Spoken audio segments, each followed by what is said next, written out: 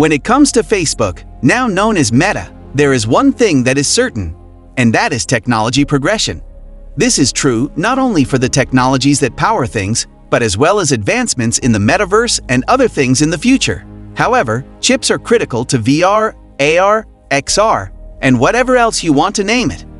And only a small number of companies make some interesting chip designs to put on these things so they can be used in VR headsets. One among them is Qualcomm. It's no secret that Qualcomm had a lot of early success with the XR2 platform, which is a standalone VR headset. One of these XR2 chips is used in pretty much every headset that a person can tailor to work on its own. And some recent news shows that Qualcomm could have a lot more big wins in this XR industry. Thanks to Meta, something new happened today that we consider very important and want to talk about in this video. In Berlin at the IFA conference, Qualcomm Technologies as well as the Meta platforms revealed that they will work together over a number of years to create premium experiences for the Meta Quest platform that uses custom Snapdragon XR platforms. Both companies will use their own engineering and product teams to strengthen their technical partnership in order to build next-generation platforms and core technologies that will speed up the creation of a fully realized metaverse. Now, that already appears to be a big triumph for Meta, since Qualcomm is doing exceptionally well and the XR platform and a stricter, more integrated effort between the two companies will give Meta an edge over their competitors, who are also employing pretty much the same chips, and a lot of companies use Snapdragon chips. But Upload VR reached out to Qualcomm, and Qualcomm told Upload VR that the chips that Meta and Qualcomm are making together won't be exclusive to Meta's headsets.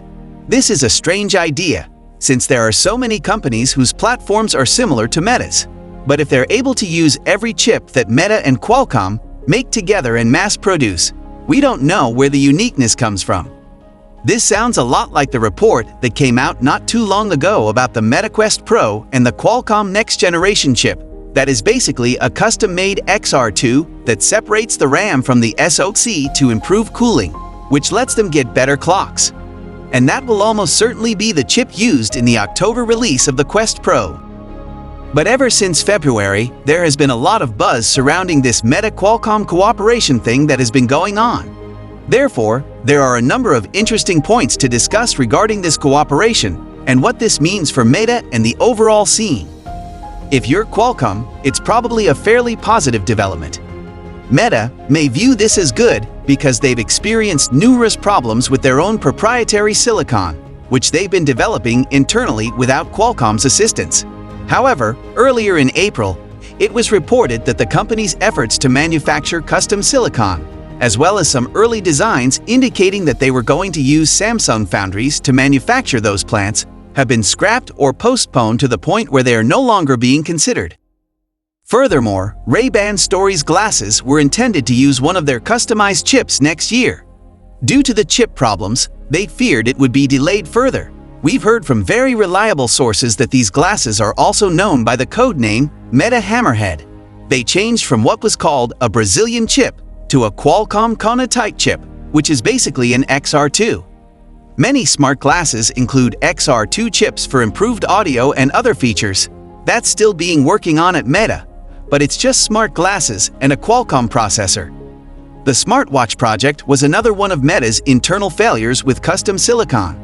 This one probably surprised more people, both inside and outside the company, because the gadget that was going to use this chip, called Carson, was in a very late stage of development, and they were very close to a release date for that device. Again, though, they canceled the idea. So a Meta smartwatch won't be coming out anytime soon. We won't be seeing any custom chip in that smartwatch anytime soon either. Moreover, it appears that if they wanted to enter the smartwatch market, they might possibly choose Qualcomm at this moment because of their tight relationship. Man hasn't been able to dependably obtain a custom silicon chip design and bring it to mass manufacturing, or a level where they can do high-end stuff like VR, smart glasses, and smartwatches. These aren't the most complicated or powerful chips ever made. So when you try to make that work on a bigger chip, which is what you need for a full VR experience, things get even harder. But there are a few other topics we want to discuss regarding Qualcomm and VR in general, as there's a great deal of news involving both businesses that we believe is highly vital to the future. And especially from next year onwards, we do not anticipate any super custom chips to be released by these two businesses. We might be wrong, but based on what we have heard so far, it appears to be a slow and gradual process to ramp up the design characteristics of these chips.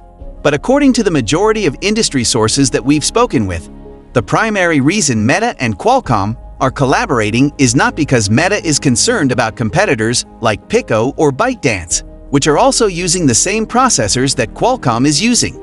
However, both businesses are more concerned about the competition that Apple and Google pose with their own proprietary silicon designs.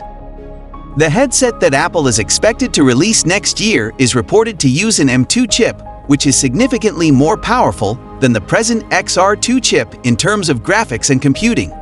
Thus, it enables Apple to have a significant advantage against any high-end VR gadget that Meta, for instance, may develop. And you'll likely notice this immediately when Meta Quest Pro is released. But whenever Apple's headset is released, even though there will likely be a significant price difference, the set of features and everything else will be extremely clear, based on the capabilities of the specialized silicon that Apple is incorporating into these headsets.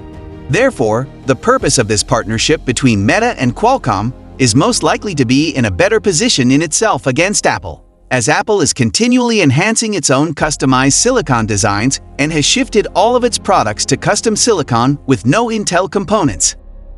And yes, it's just going to keep getting bigger. And because Facebook is falling behind with its own proprietary silicon, we believe that they have decided that this is the most efficient approach to producing and developing processors. Now, despite this partnership, you must consider that XR2 is still significantly different in scale and size from an N-type series chip that Apple can deploy. What will Qualcomm do to compete, even with Meta's assistance? Well, one thing we've always wanted to mention to the VR community is that Qualcomm acquired a company for a lot of money early last year, and the name of this company was Nuvia. Nuvia was formed by a group of ex-Apple SoC lead designers, which is an interesting example of how things come full circle. Initially, the company intended to acquire rights for ARM technology in order to develop server CPUs. Qualcomm realized what they were doing and released a competitor to Apple's N-series CPUs for multiple markets, and it didn't seem ridiculous to us that if Meta or another firm wanted to help finance Qualcomm to produce an XR version of the M1 competitor chip using this new Nuvia branch, this would definitely make sense in the long term. However, there is some recent news that we wanted to bring up, and this is actually just a bunch of silicon drama stuff that we wanted to highlight in one video because it is all really pertinent to our sector. Nuvia, a small firm that solely built ARM-based servers and CPU chips, obtained licenses from the parent ARM company, which designs these things and licenses them to Qualcomm and Nuvia. When Qualcomm was acquired, Nuvia's ARM filed a lawsuit saying they weren't permitted to buy Nuvia's licenses because they only issued licenses for small-scale circumstances. They think Qualcomm is cheating the ARM licensing by expanding Nuvia's products to computers, cars, and AR/VR devices. So they're restricting Qualcomm's ARM license and don't want Qualcomm to utilize any signs designed even before the acquisition of a huge drama situation. This is a big blow to Qualcomm's Nuvia advancement, which they hope to employ for all their higher-end, bigger chips. Qualcomm claimed the Nuvia chip was intended or set to release their initial iteration in late next year, which, sure, hoping they hit because even ARM believes they'll leverage that Nuvia technology for VR/AR products at some time. So that's pretty much it for the main news, and we think really Meta is forcing itself to become more concerned with Apple than its competition. Again, we believe that is what they must do. Meta is working hard to become a completely metaverse company. However, they remain far behind in terms of hardware and productization across all areas. So long have they been a software company. Even if they toyed with hardware in Quest 2, which was a success, they are still nothing near Apple's hardware size. And perhaps they are concerned. They also believe that Qualcomm is concerned, and that things will improve as time goes on. This does not exclude Meta from developing custom chips in the future. We've seen some fascinating chips come out of them, largely focused on working with and in some cases in unison with a Qualcomm processor. For instance, they should look into developing a unique 7-nanometer chip that is solely dedicated to producing codec avatars, which are extremely realistic and unlikely to see in a consumer device for many years. What are your thoughts on this matter? If there is something you guys want to share, let me know your thoughts down in the comment section below. And if you enjoyed this video, don't forget to hit that subscribe button down there and press the bell icon to get notified so that you never miss any of our future uploaded videos. Thank you so much for watching, and I'll see you in the next video.